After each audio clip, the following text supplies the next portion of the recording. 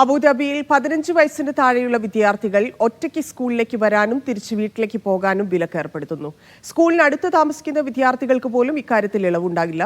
15 വയസ്സിന് മുകളിലെ വിദ്യാർത്ഥികൾക്കും ഒറ്റയ്ക്ക് യാത്ര ചെയ്യാൻ മാതാപിതാക്കളുടെ സമ്മതപത്രം നിർബന്ധമായിരിക്കും. കുട്ടികളുടെ സുരക്ഷ ഉറപ്പാക്കാൻ അബുദാബി വിദ്യാഭ്യാസ അതോറിറ്റിയായ അഡക്കാണ് ഇത് സംബന്ധിച്ച നിർദ്ദേശം രക്ഷിതാക്കൾക്ക് അയച്ചത്.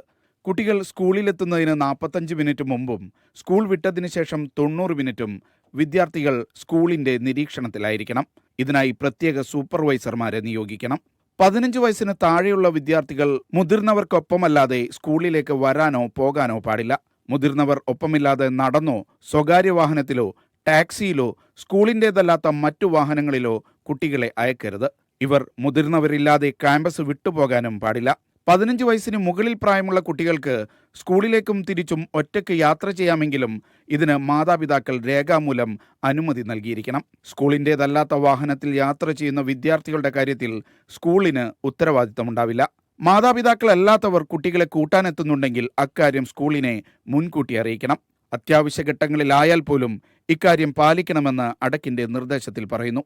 Media 1 Abu Dhabi.